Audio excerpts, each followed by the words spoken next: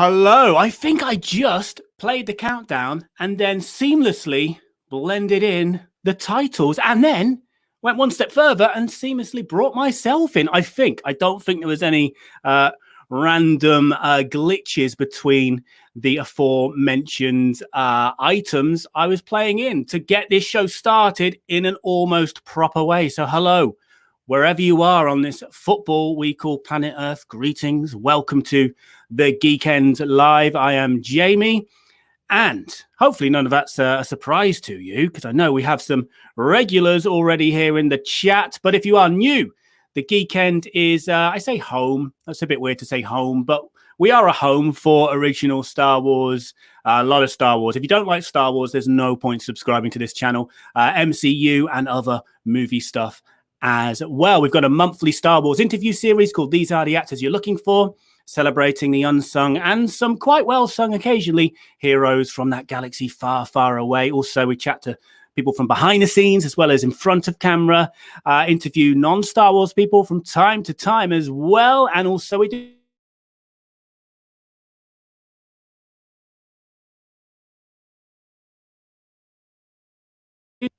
Hello, I think I'm back. My laptop froze because things were going so well, the internet was just not going to have it.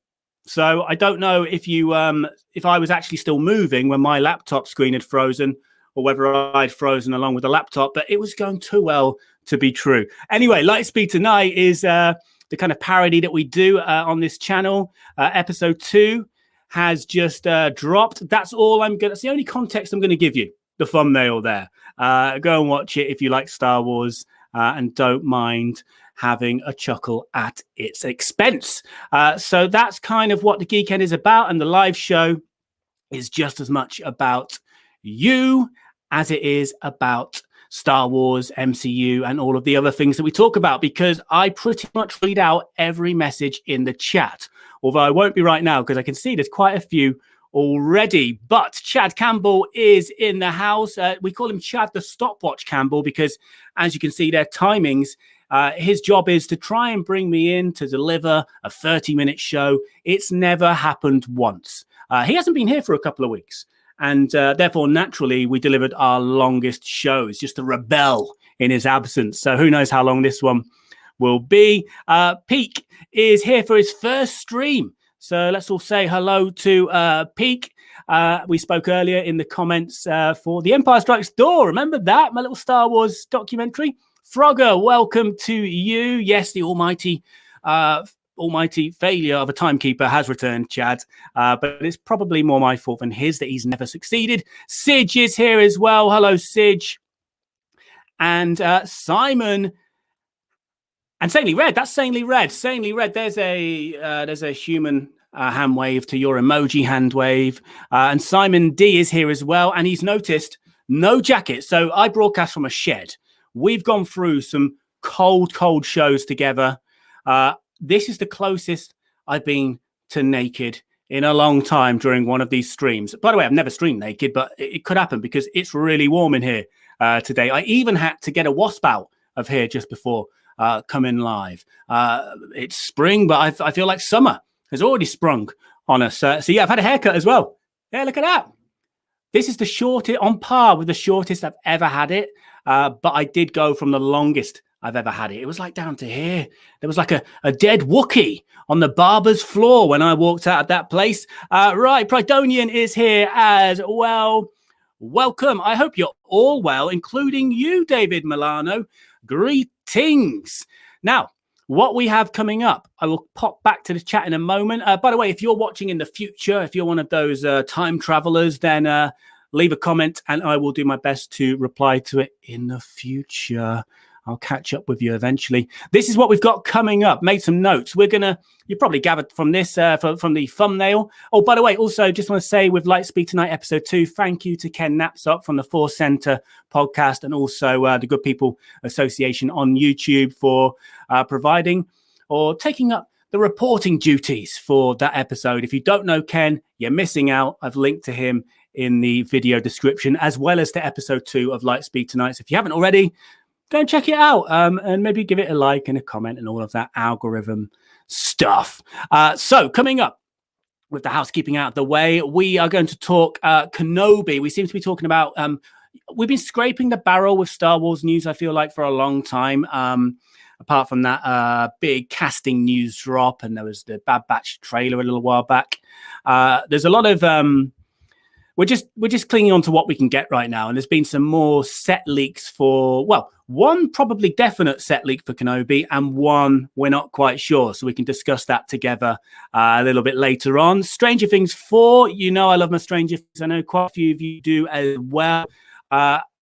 Looks like it's been delayed. I say delayed. I don't think they've ever promised us a date, but from what we kind of presumed anyway, it's been delayed. We'll talk about that. WandaVision, pretty much guaranteed not to get a season 2. We'll talk about that. And also, we're going to explore Dave Prowse, the late Dave Prowse, of course, Darth Vader, most known for the physicality of Lord Vader.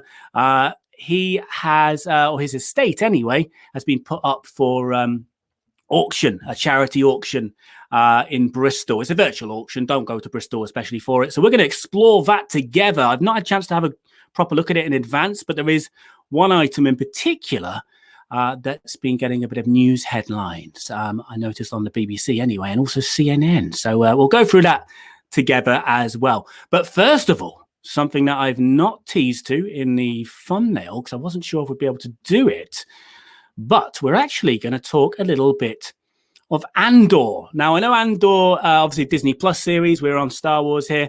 I know Andor seems to be getting kind of a mixed response from people at the moment in terms of excitement levels. I think Kenobi is the top draw, but there's been a lot of activity out in the open world for Andor. We showed these set pictures a few weeks back, which were from David Milano. I've just realized that you're still up on screen. I hope you've enjoyed your extended cameo. I'll try and get you off. No, let's just leave you there. So there's the set pictures from a small town, I think Little Marlow in Buckinghamshire, England. Couldn't really get more England than that, could it? Buckinghamshire. So we've seen that. We talked last week, I think, about Andor returning to a Rogue One location, Canary Wharf Station in London. And this week, there has been another location, real-world location revealed in the UK, and it was brook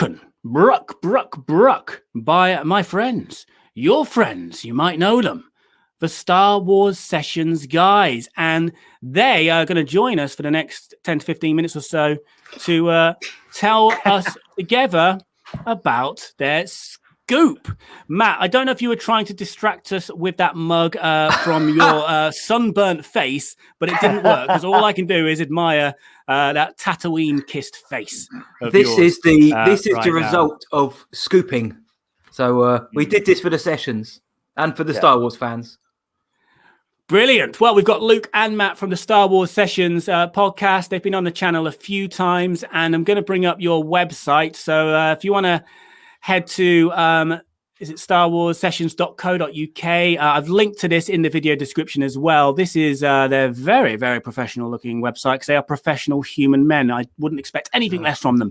But they, this week, have been very busy in their home county of Essex. So Essex is in the south of England, if you're not from the UK, kind of to the east of London. Well, I say kind of, it is to the east of London. And there have been some Andor sightings out there in the Star Wars Sessions home turf, their backyard. So, guys, tell us what you found this week.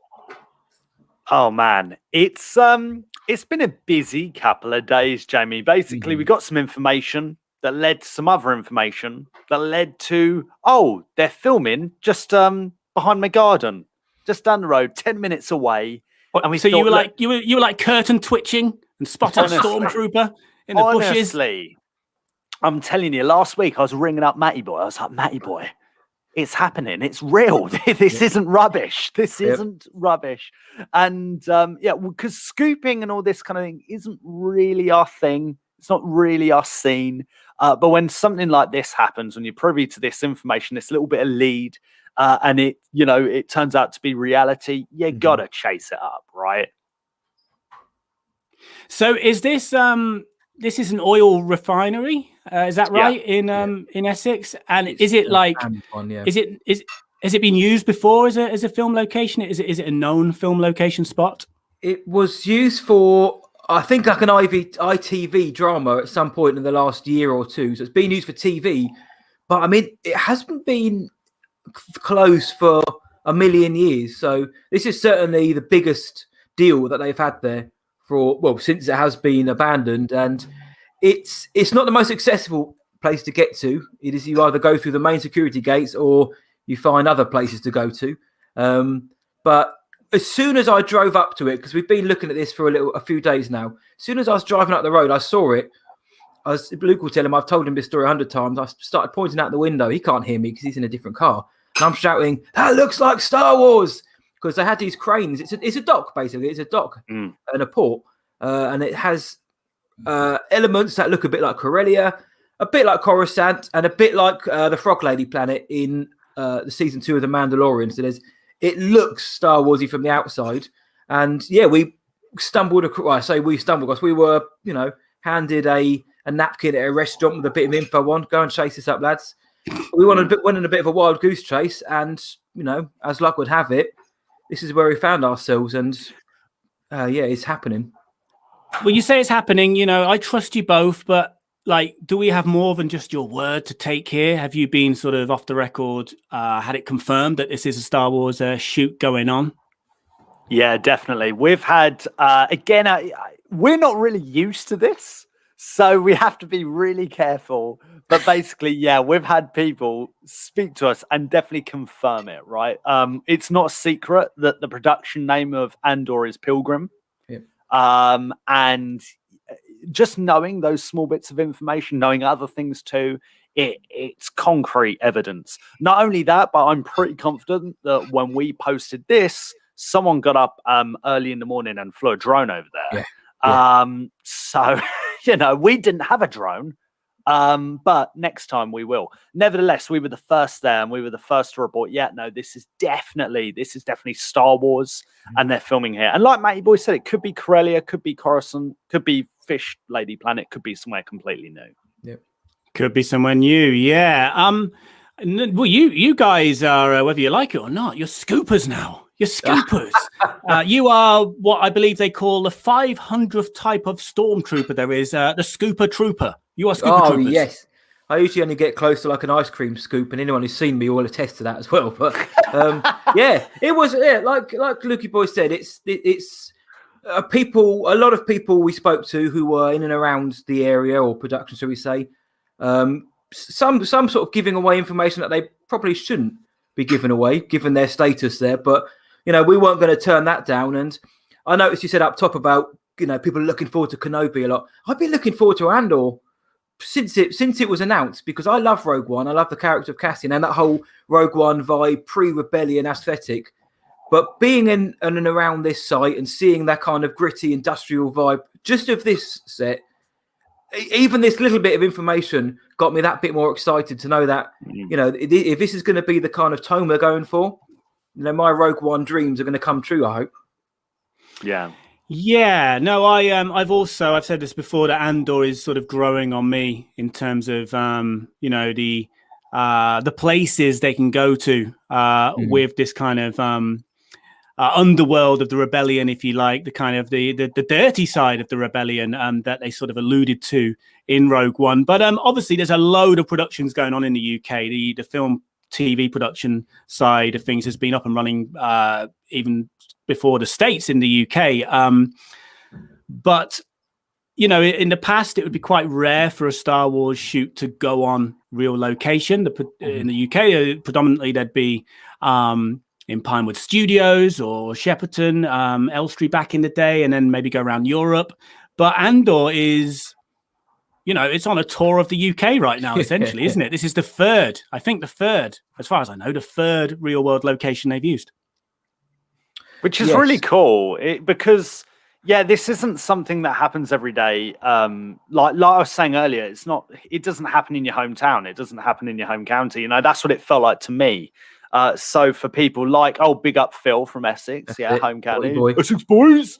I don't know, it's special, just thinking. I mean, we were at Canvey Island watching this refinery from the other side of this river. and we were thinking, man, like Cassian Andor, not Diego Luna, Cassian Andor, all these stormtroopers, and now we know all these rebellion fighters. They're just over there. They're like a few meters away, but it's on government flipping land. Land, yeah. So not allowed to go there. That word. We did try.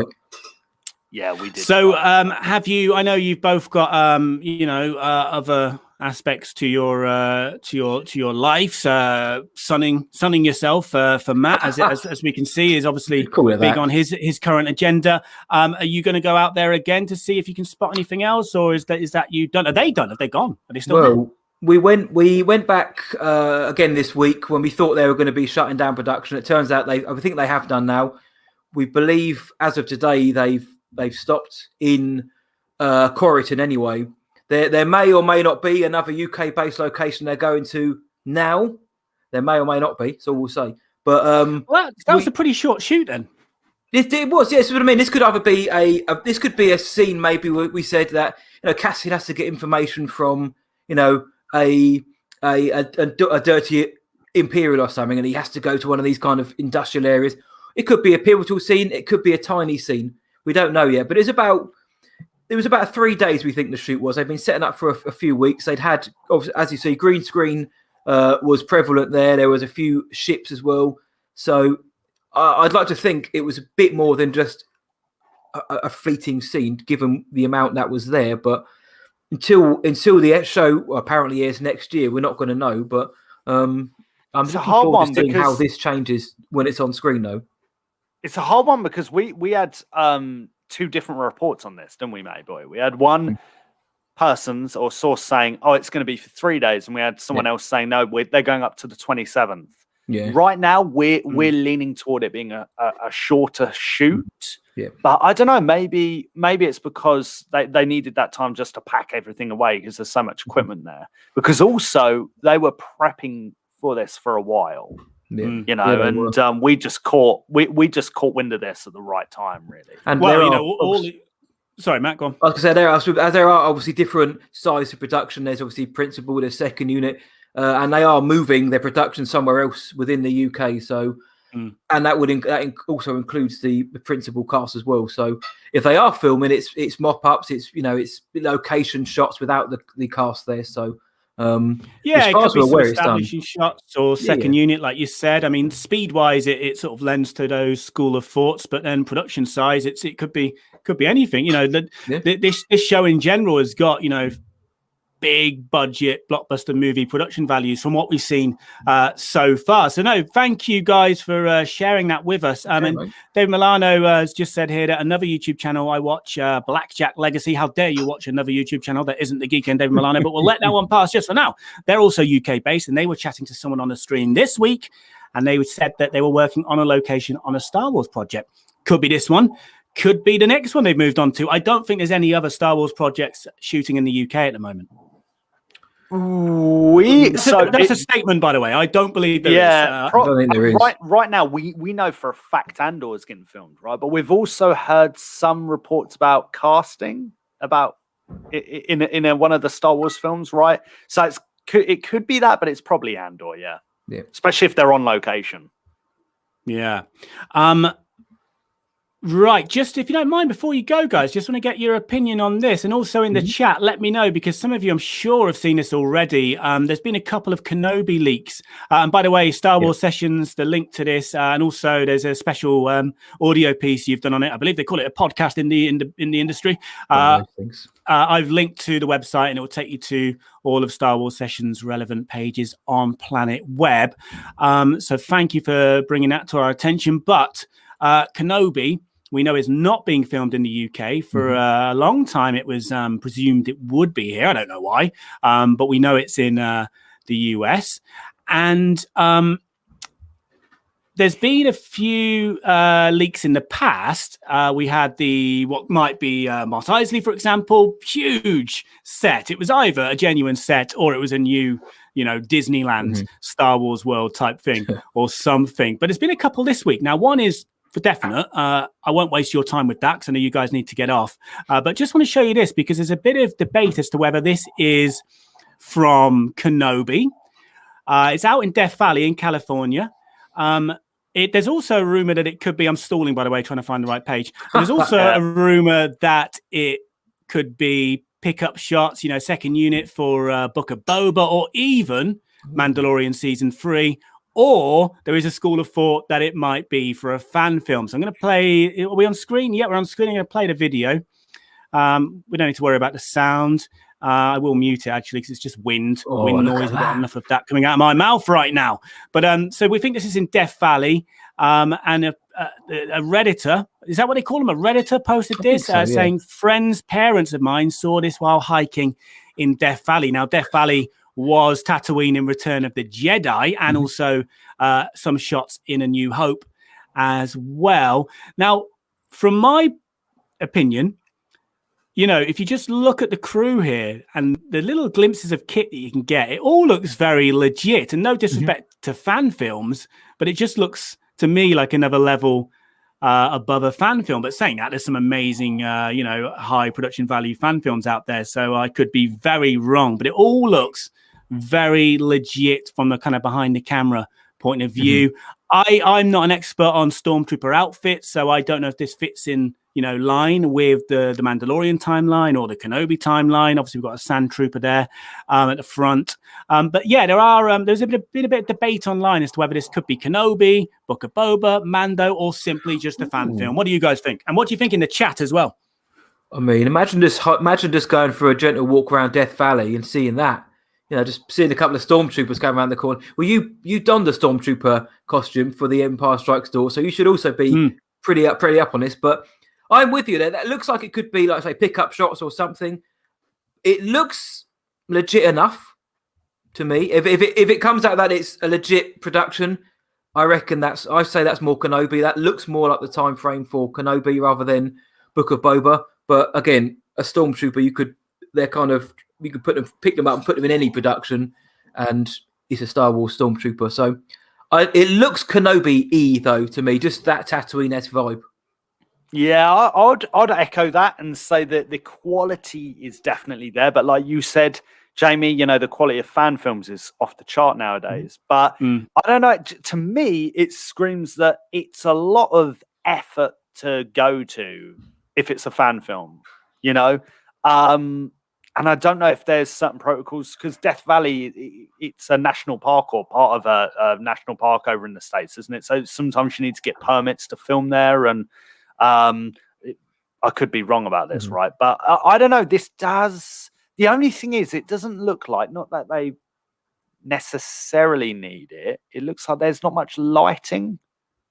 Maybe. I don't know. There's a few variables here. And why is one really gross and roughed up a little bit, and the other two are squeaky clean? Talking about the stormtroopers, they're pristine. Talking about us. If they're all beat up, then that would sort of fit in with Mando, wouldn't it? Because a lot of the stormtroopers we've seen have been a bit beaten up. But yeah, the fact that only one of them is, there's a few shouts in the chat. I can see more leaning towards a fan film, and Simon's made a good point here as well. Would an official production let a random camera to film that close up though? That's a huge point, and that was the sort of only confusing element of the previous Kenobi clip that we looked at, with someone being given free reign, a free land speeder ride through the streets of Esper or Isley. But then again, that was taken off TikTok in the end, so obviously I was going to say, got to it.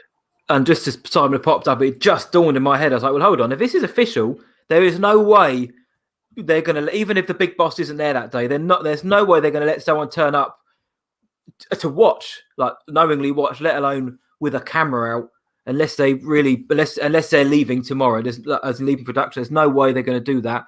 And that came from the person's account. That wasn't taken from somebody on set or anything. That was a normal person filming, and that was it.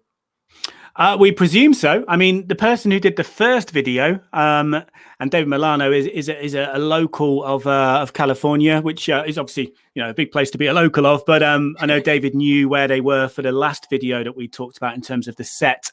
That person on TikTok was saying, keep an eye on my account, kind of thing. I've got more to come, but I believe has been silenced since. So there was even a school of thought that perhaps Disney, Lucasfilm actually let this person do it to try kind of drum up a bit of excitement. Now, one, I don't think you need to with Kenobi. I think most fans are on board for it already.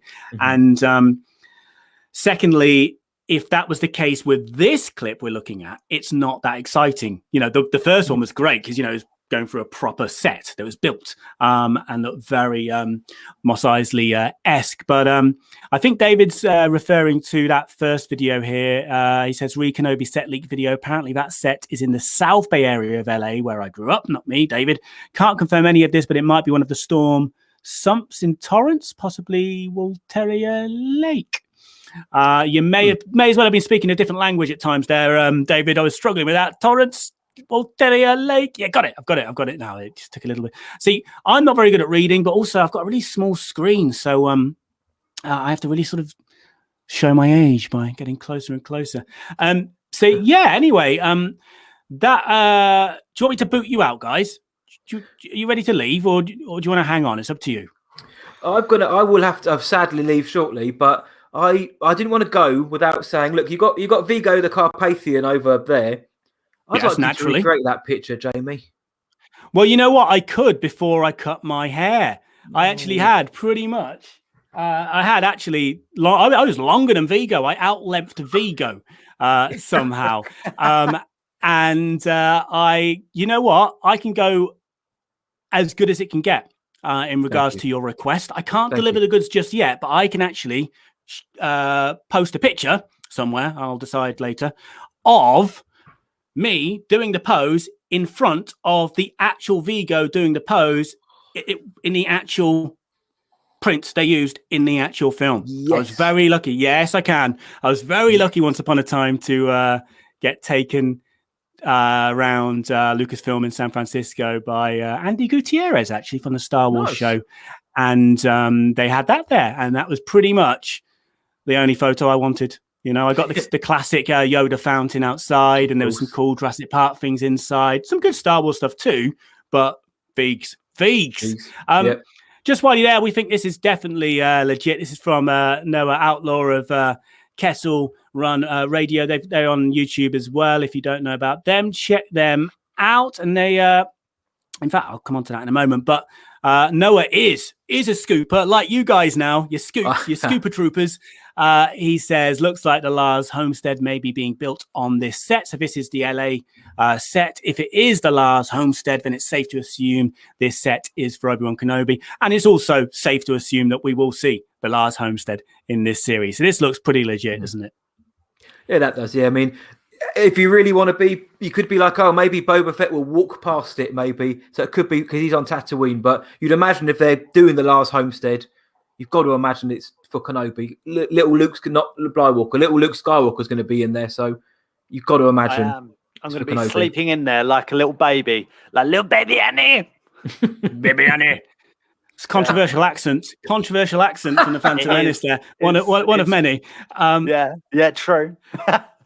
Charlie Ashby, who is on my list of housekeeping that I need to do. You haven't got any housekeeping to do. Don't worry, Charlie. I'm not going to give you a mop and bucket or anything. I'll come on to that in a moment. He says that TikTok account was found with blaster scarring. Only Disney stormtroopers would be so precise. Well, that type of scarring could be coming to the way of the other owner of the other video we just looked at very soon. So watch your backs. But yeah, this one from Noah looks very legit and very much at home with the Lars on Tatooine. Right, Luke and Matt from Star Wars Sessions, thank you very much for popping in to deliver your scoop. Your pair of scooper troopers. So I have linked again to Star Wars Sessions in the video description. Go and check out what they do. They are a weekly podcast. That's the Star Wars day job. You're not full-time scoopers, are you? If it ends up looking like this, no. Yeah, no, we stumbled across it. You know, we were like a couple of Gungans just doing our thing. So yeah, back to normal programming. I think deep dives into how Japanese culture influenced the Last Jedi, that kind of thing. That's more our thing. So yeah, but thanks for having us, Jamie. You're a legend, mate. Cheers, man. You're welcome, and we'll talk again when the Bad Batch is on. I'm going to get some people on the live stream to post episodes a few days after or whatever, and we'll chat about those. So we'll speak again soon, guys. Go and put some After Sun on, Matt, and I'll see you both soon. All right? Will do. Thank you, mate. Take it easy. Guys. Thank you to the Star Wars Sessions boys. I am booting them out. There they go, booted out. Right, everybody in the chat. I am coming over to see what's going on. Oh, awkward.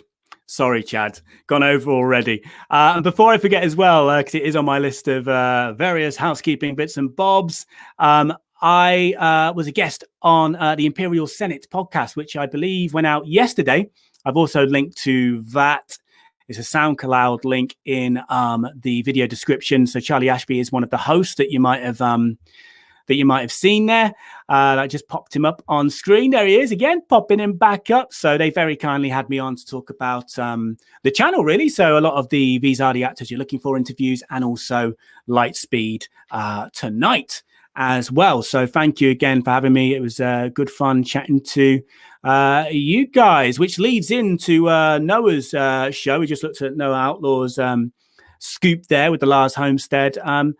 They also mentioned Lightspeed tonight after I was on the Imperial Senate podcast. It's been brought to my attention, so thank you very much. And it's a good, fun podcast, the Imperial Senate weekly episode. So go and check those guys out. Like I said, link in the video description. I mean, you've probably heard enough of me. You can skip the episode I'm in, but like I say, they're a regular thing. Right, let me come back to the Jamie's small screen stank room. Yeah, it's about right, isn't it? Right. Chad said, Jamie, you got to go there. Did you ever do a video about it? Not they would let you not, but damn, that is cool. I think you're talking about me saying that I went to Lucasfilm. Do you know what? I never even posted on Instagram about it. And I was allowed to take photos. I wasn't allowed to do videos inside. I was allowed outside, obviously, with the Yoda fountain. But I was definitely allowed to take photos, and there was no rule about putting them on Instagram or anything like that. So one day I'll do like one. What is it? Is it Thursday where you throw back to the past? Is that when you take your Instagram followers on a bit of cyber time travel? I will have to do that at some point. But yes, well, see, when you're there, you've got ILM, you've got over at Skywalker Ranch. I think that's where Skywalker Sound is, I guess. But obviously there's more to Lucasfilm than just producing the Star Wars films. So there was props from Hook, Ghostbusters. They had one of the original Slimer molds. It like crumbled quite a bit, so you could see sort of the wiring coming out. But that was pretty cool. And then the original, not the only, but one of the Vigos they used as well, which was great. As Chad has said here, ILM did the effects for Ghostbusters. Here's Prydonian in regards to fan films. You only have to see Jamie Costa's Kenobi to see how high quality fan films can get. Yeah, no, it's true. There's some amazing quality of fan films out there. And I think most of you in the chat seem to be leaning towards that clip we looked at being from a fan film. If there's anything I've missed, can you copy and paste it back in if you have a burning desire for me to chew back Tuesday? That is good. That's probably the hashtag I'll be taking, and of course I'll be hashtag crediting Simon as well. Glenn, welcome. Depends what part of the UK, I guess. Throwback Thursday. Like, I'm from the West Midlands, and in some parts of the West Midlands they talk a bit like this, but like not really like that because I'm not very good at accents. But like, Ozzy Osbourne. That's how some people speak near where I'm originally from. Chad has confirmed that I have missed nothing of consequence, so I won't go back in time in the chat. But hello to anyone who's just joined us. Right, still to come. What else are we going to talk about? We are going to explore Dave Prowse online virtual auction. Some really cool film memorabilia there that he owned and his estate are now selling. It's all in aid of charity, which I will go into in a bit more detail. But a couple of quick stories. I mentioned Stranger Things. Let's do that next. Is that what I had down next? Yeah, it is. Right. Let's get the screen up. Here we go. I'm going to share a new screen. Share screen, Chrome tab, and here we go. So I am looking at the mirror.co.uk. And also, by the way, I'm sorry, that Noah's Outlaws tweet was taken and turned into an article by GameRant.com. I was trying to credit people. Right, here's the very busy looking Daily Mirror website. Hang on. There's a lot of stuff I'm not interested in here. Right, there we go. Stranger Things fans furious over Finn Wolfhard's offhand admission about season 4. Now, it looks like Stranger Things fans can be as unforgiving as Star Wars fans. Furious about this season 4 perhaps coming out later than expected. So Finn Wolfhard, who I think has got a big career ahead of him, plays Mike in Stranger Things. He will be in the new Ghostbusters movie as well. I think he's going to be the big, apart from Millie Bobby Brown, I think he's going to be, she already is a breakout star. I think he's going to be the big breakout star from the Stranger Things gang, in my opinion. So he was on some sort of video chat thing, a public one, and made a casual admission that went along the lines of, when Finn was asked when the latest series will be available, he responded, season 4. It should be out sometime next year, hopefully. Now, a lot of people were hoping it would be out this year. Not just hoping, expecting it would be out this year. Now, I know they were just going into production around when the pandemic really kicked off, lockdown 1 kind of days. So obviously that knocked them back. But then again, you would have thought they would be first in line to start shooting again when things reopened and all the protocols were implemented and all that kind of health and safety clipboard type red tape stuff. Nevertheless, still delayed. But I also think that, and I think Chad mentioned something in the chat I glanced over earlier. I won't be able to find it. Stranger Things always release their seasons set in a particular time period and release it in the real world relevant time period. So we've had Halloween, haven't we? We've had the summer. Have we had a fall? I'm basically American now, aren't I? We had an autumnal version.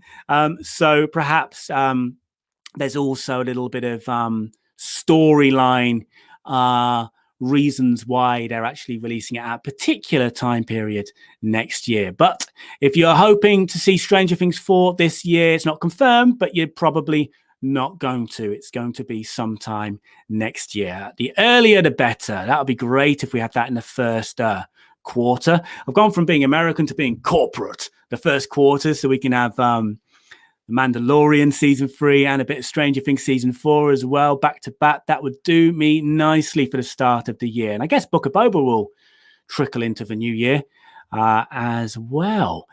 So yeah, and also I didn't realize that Stranger Things will not be ending at season 4, because I feel like Stranger Things could have ended already. I love Stranger Things, but I feel like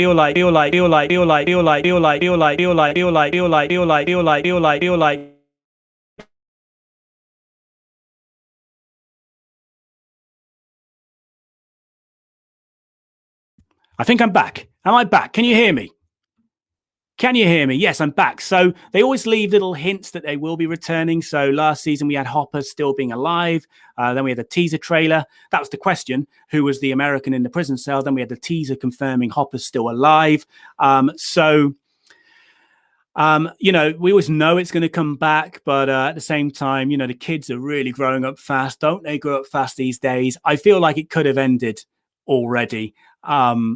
But it hasn't. And apparently it's going to have a season 5 at least, and could go beyond that. The Duffer Brothers have revealed. I think there's some glitching going on. Are we okay now?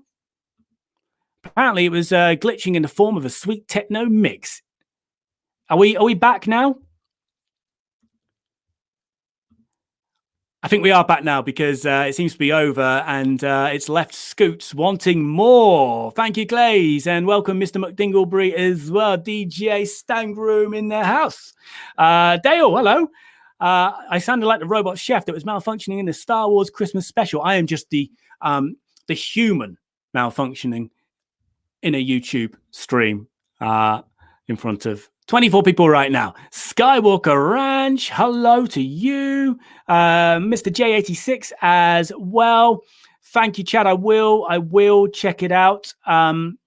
Right. So bad news about Stranger Things if you were expecting it or hoping for it this year. Someone, was it Scooter, was asking, is Stranger Things any good? Based on opinions, and I can only give you my own. I think it's very good. I have enjoyed it all. At the same time, I feel like it's a series that could have ended already, but I'm still gonna the Hopper thing and who that American is in the cell. I do want answers to that now. But I love Stranger Things. It started off very fresh and original, and in my opinion, the child actors did a good job. We've had some, and we will have more.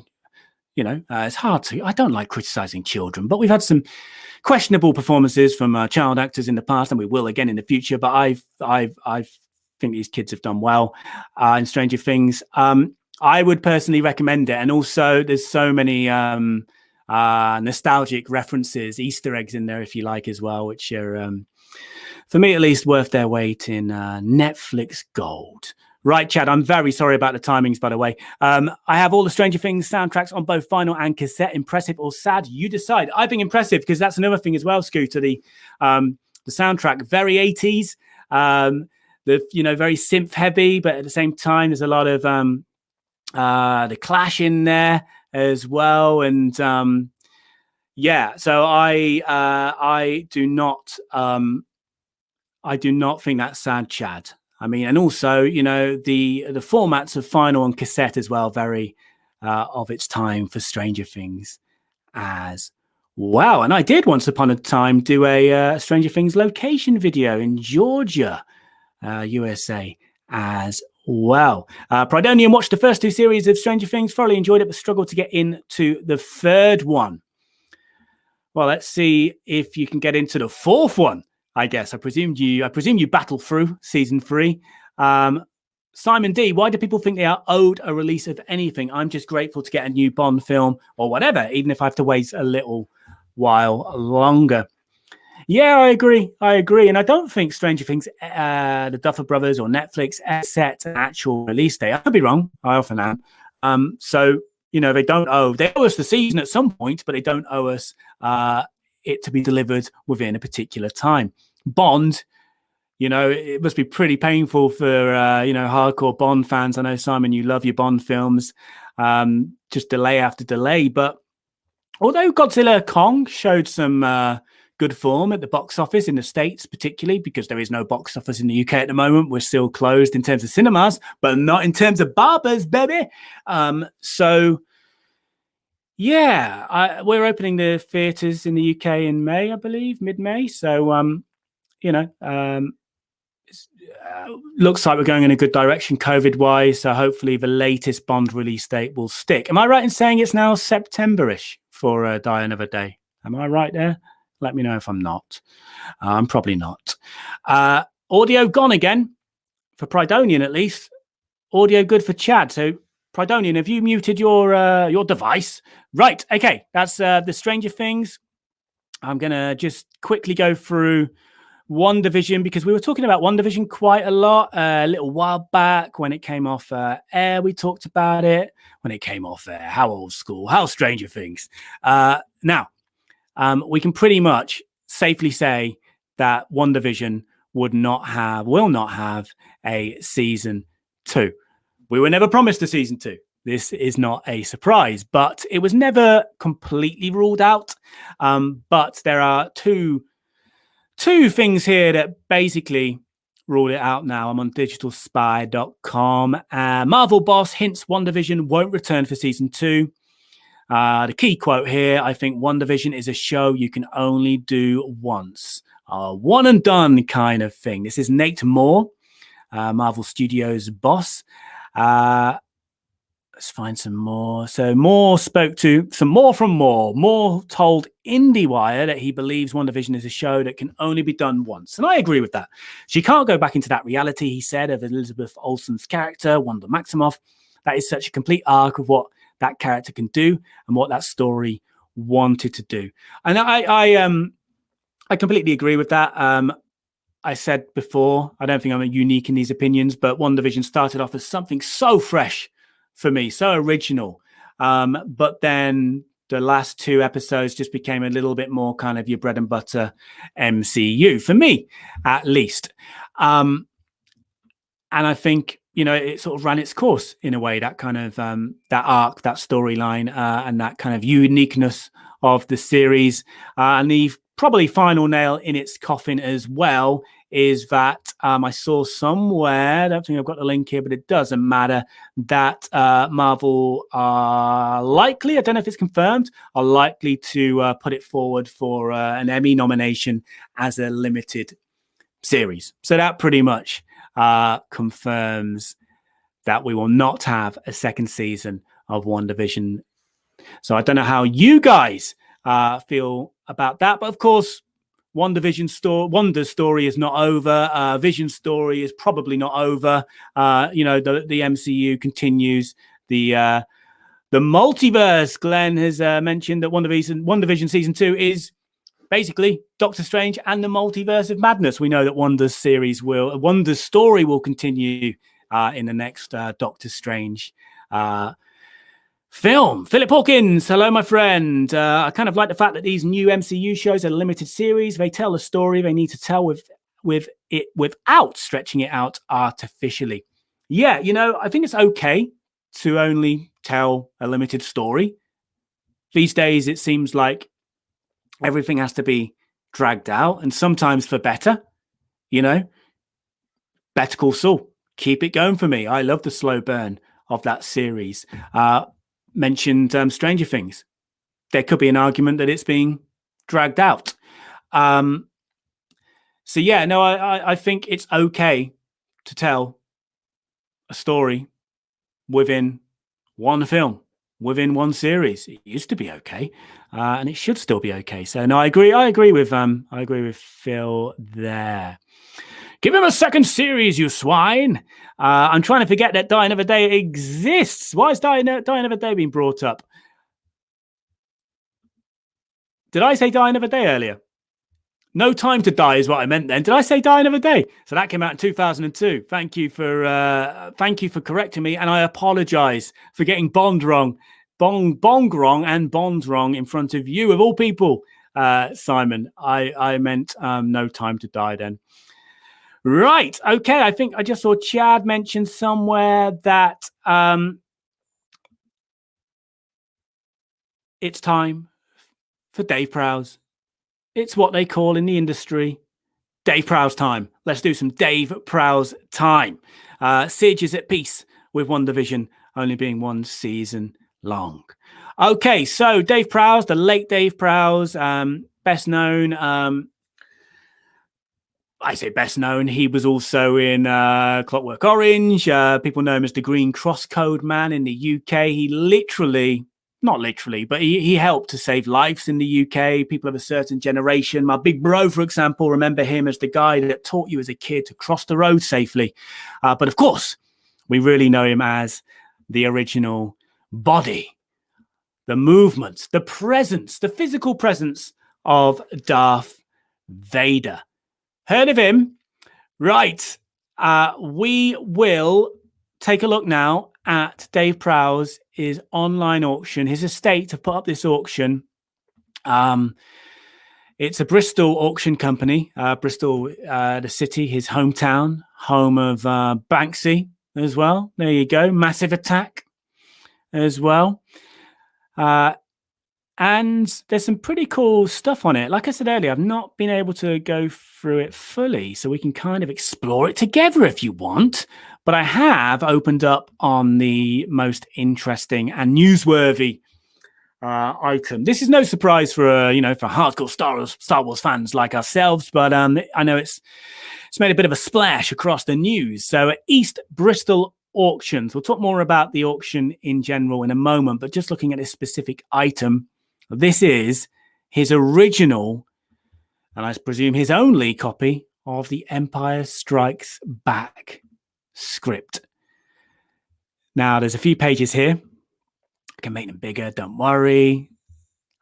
You're not going to be able to read them, are you? So I assume in a little bit. Vader scribbled on in biro there. So here we have Vader talking to Admiral Piet and Ozzel as well. So this is approaching Hoth. I think we found something, Admiral. Ozzel, yes, Captain. Where's Vader? Looming over the group. The Hoth system. I told you I'm bad at accents. Anyway, there are more interesting pages that I will try and find for you. Oh, no. There we go. Here's Vader. Put him in the carbon freezing chamber.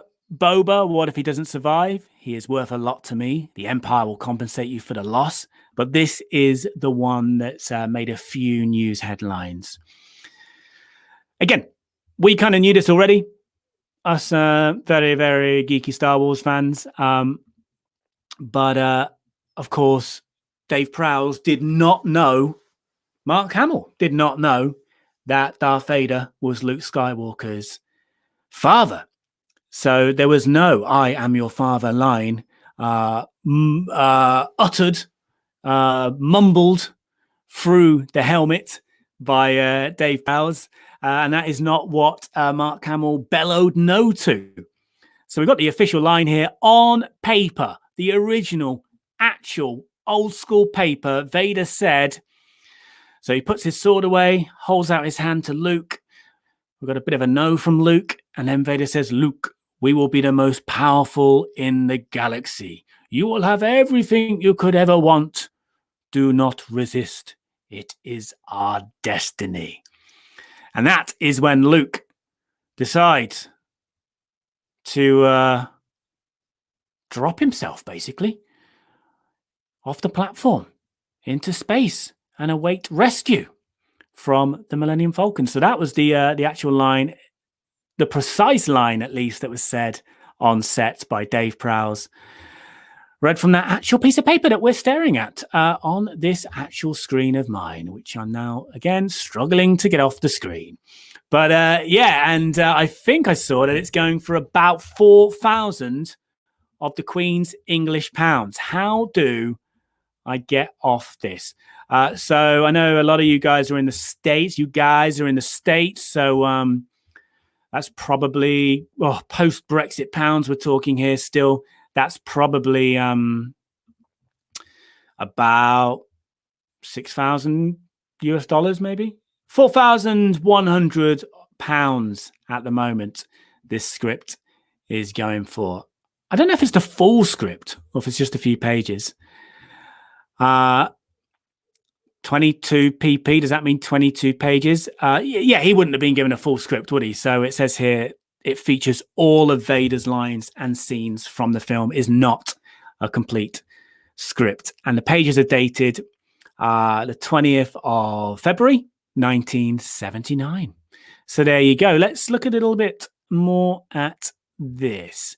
The estate of Dave Prowse, Star Wars and Beyond. Worldwide postage, packing and delivery available on all items. I'm not on commission here, obviously, but it benefits Alzheimer's research in the UK. And I know Dave Prowse died of an illness or had an illness at the time of death.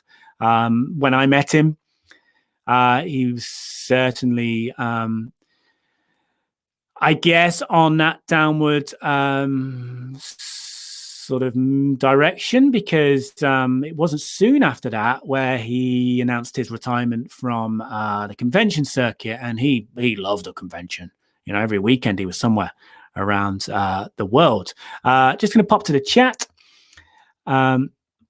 Chad, in regards to the price tag of the script, 6,000 isn't as bad as I expected, but it's more than I'm comfortable spending on 22 pages of a script. Yeah, me too. It's probably going to go up. The auction is still ongoing. In fact, it's going on till the 4th of May. Who knew? May the 4th be with you. Yeah, Scoot, sorry for the spoiler there, but yeah, it's true.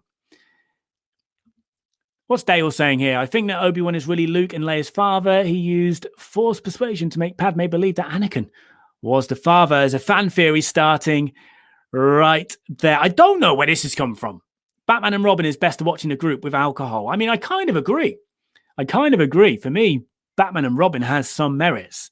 Pleased to meet you. Or nice to see you. But I don't know where that's come from. Random behavior from Chad. He's just rebelling because I've gone over 30 minutes. Who knew? With random comments. Be careful with that Empire Strikes Back script. You might see spoilers. We did. Sorry to Mr. McDinglebury. Gaz Nottingham. Hi, Jamie. Late to the party. I watched you and Ken discussing Lightspeed tonight. Awesome. I mentioned you, didn't I? Because I did the stream earlier and I couldn't remember your Twitter handle. So I don't know if I got that right or not. Sorry if I didn't get it right. But always great to chat to Ken. So if you go on the Force Center YouTube page, you'll find that. I think it's one of their most recent videos. And Ken is the voice of the report in Lightspeed Tonight, episode 2. Okay, Jane Flakes. Somerset Vader was something special. Bless him. Yeah, I kind of feel sorry for Dave Prowse, though, because there is that video on YouTube that's got loads of views of the actual, I guess, raw footage from one of the scenes. I think it's the opening Vader scene in A New Hope on the ship when he's lifting up the rebel, and it's Dave Prowse. Obviously, no production to his voice. It is literally him shouting through the helmet, and he has got a very strong Bristolian Somerset accent. So if you kind of think, if you don't know the Bristol accent, watch that Dave Prowse clip. But also, I guess, I kind of feel like the hobbits in Lord of the Rings, old Samwise and Frodo, have a slight Somerset twang to them. We'd consider it like a country accent here, but I won't say any more because some people find it rude. Right. Peak. I'm curious about the Empire Strikes Back call sheets. Perhaps they have one of Leia's briefing. If there is, we may be able to identify many Rebel pilot actors from the Empire Strikes Back. Yeah, I did put a link to the auction, I think, in the video description. If not, just Google East Bristol Auctions, Dave Prowse. And there's so much here. Let's just take a quick look. Star Wars pre-production sticker, £140 for this sticker. It's cool. I ain't paying that, though. Charity or no charity. Estate of Dave Prowse, Jabberwocky original script, Black Snake from 1973. The Saint, Roger Moore, £120 at the moment. I don't know if you can see this. Yeah, you should be able to see it, unless you're watching on like a mobile phone. There is a lot. I'm sure I saw more than this earlier. Oh, hang on. I've searched script. That's why we're only seeing 9 items. Take that out. 600 lots within this auction. So you've got some of his own signed pictures that were probably previously available on his website to purchase anyway. But there's some rarer stuff as well. I think there's some personal stuff as well to him. I know Mark Hamill. There's like a signed picture of Luke and Darth, and Mark Hamill signed it saying, you're my, true dad or something. Happy Father's Day or something like that. There's a Dave Prowse and James Earl Jones dual signed picture here. It's pretty cool. That's the Green Cross Code Man, by the way, for anyone who didn't know what the devil I was talking about earlier. Dave Prowse, Darth Vader's helmet, obviously not from the actual film. That is going for £1,100. There's his autobiography signed. So again, something that would have been available. Oh, Hammerhead, screen-worn suit. Dave Prowse had a Hammer horror book signed by Christopher Lee, Sir Christopher Lee, no less. That's going for £130. Clockwork Orange, there he is in a Clockwork Orange. Big macho man. And I believe that's where that's where George Lucas saw Dave Prowse. That's where Dave Prowse discovered him. George Lucas discovered Dave Prowse and reached out, as they say. And I think I'm right in saying that Dave Prowse actually trained Superman, Mr. Reeves himself, because Dave Prowse was a professional bodybuilder. I think he represented the UK or England at the Commonwealth Games. Chad Campbell would bid on the Christopher Lee book. Sidge has backed me on the Samwise Gamgee accent having a West Country, of being of West Country origin. Also, all dwarfs are Scottish, yeah, and the men of Dale are Welsh, yeah. Yeah. So if you're wondering what the Somerset accent that James was referring to, I think Samwise Gamgee, Sidge has backed me. I think Chad wants me to wrap up. Anyone know of a picture of Prowse and James Earl Jones together? This is from Glenn. I don't know. But I don't think James Earl, some of you will know better than me. I don't think James Earl Jones ever did conventions. Well, at least not many. Maybe he went to the odd official celebration type thing, but I don't know. Do you know what? I don't know if they ever did meet. I feel like I asked Dave that because I did meet Dave, and there is an episode, a very early episode of These Are the Actors You're Looking For with Dave Prowse. I sat in his shed.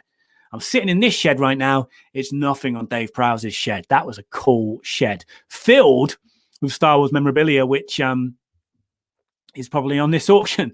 Okay, here's the picture of Mark Hamill. For David, you'll always be Dad Vader to me, your loving son. Mark Hamill. That's going, whoa, same price as the script, £4,100.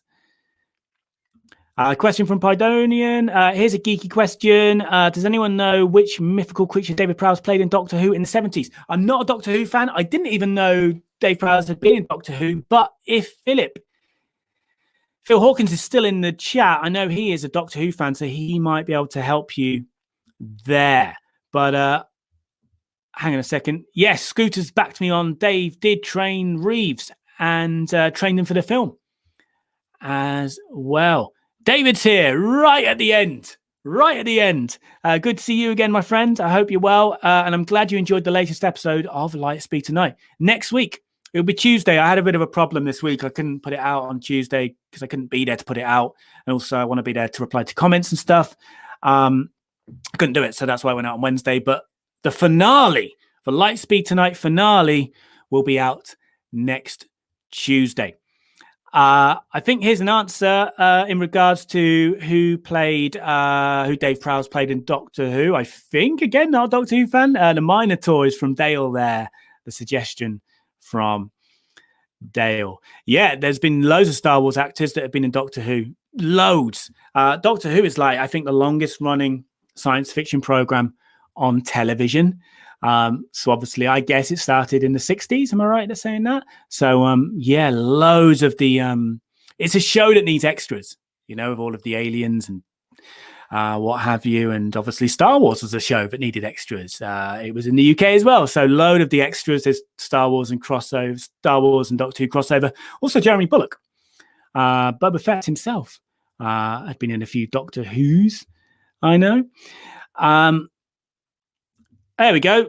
Phil did a whole video on his channel about Doctor Who actors who've also been in Star Wars, so go and check that out. Philip's name is his YouTube channel name, I believe. And Chad thinks that's awesome. All right, so I'm going to...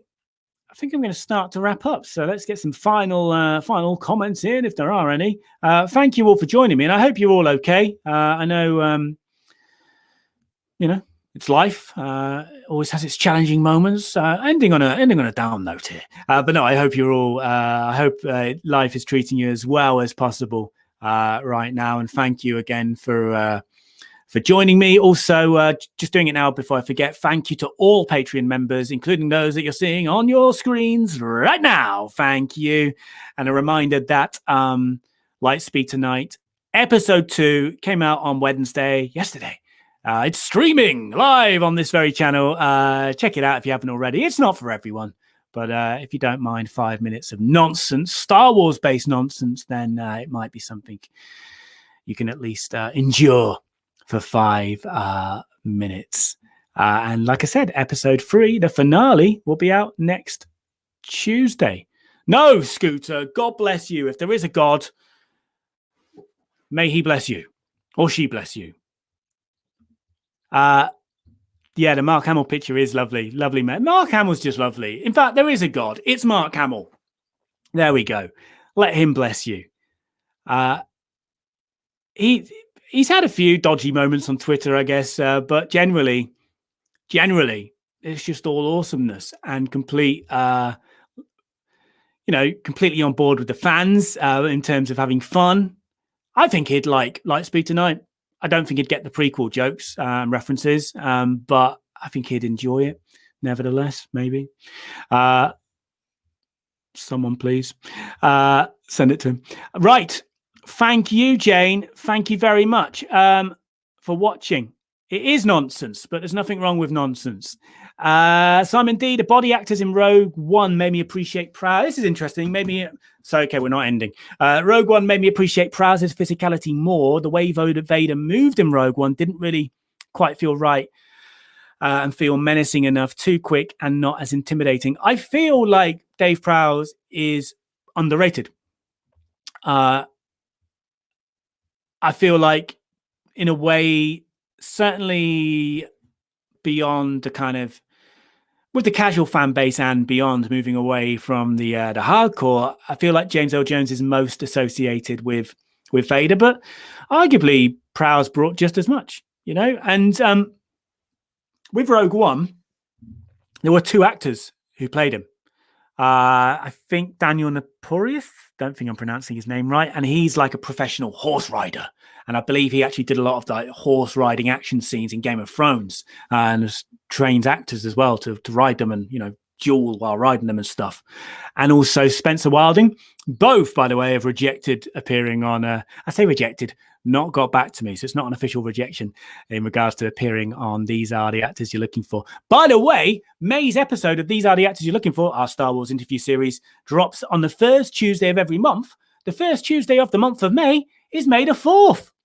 It's just meant to be. It's just meant to be. Okay, I think people are hanging up on me, which is the way it should be. I will answer this question, and then you've got to hang up on me.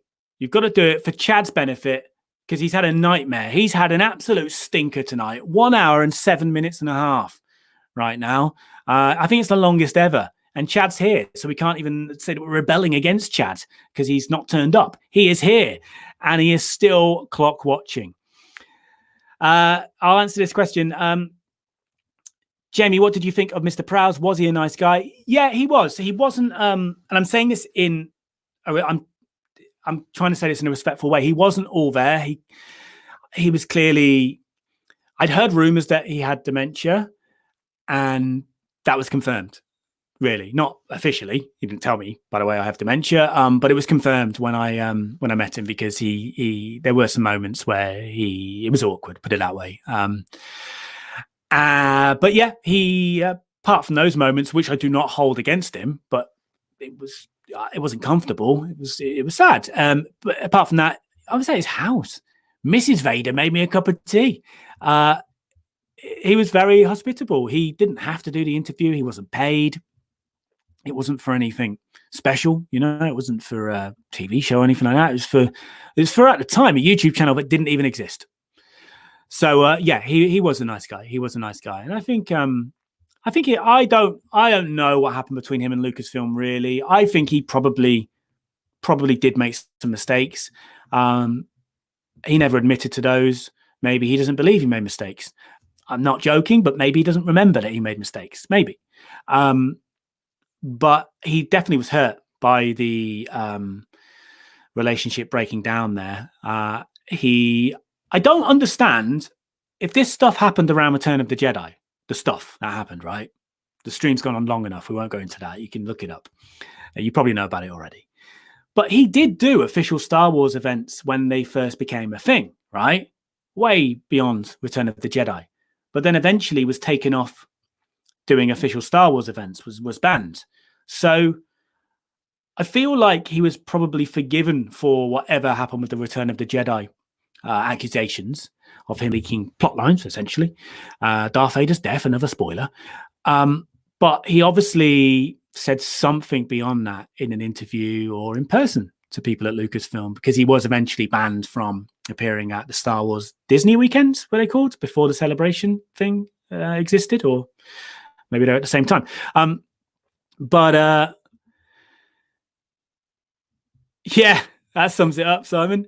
But yeah, all I can say is he was definitely hurt by that and regretted it. Maybe from a financial point of view, but saying that, maybe not, because he was still very busy with conventions. He was always in demand all around the world, every weekend. But he certainly, I think he would have liked to, it's quite sad before he passed. I think he would have liked to have been at peace with Lucasfilm, to be honest. So it's a shame that they never, reconnected and made amends and brought him back to an official event. Maybe he was in the wrong for what he did, but there's always room for forgiveness. And life's too short, as this proves. So on that somber note, we're going to wrap up. So thank you, everybody. I'm not going to go into the comments because I'll end up going on more tangents, but thank you honestly so much for joining me. And I'll be back this time next week. I hope to see you there. If you're watching in the future, it's all Chad's fault that this has been the longest stream of all time on the Geeknd. Lightspeed Tonight will be back on Tuesday, maybe final episode, the finale at least for now, and loads of new stuff coming your way, which I'll talk about once Lightspeed Tonight is done. All right, thank you, everybody. Take care. I am clicking on end broadcast. I am officially hanging up on you. Hang on.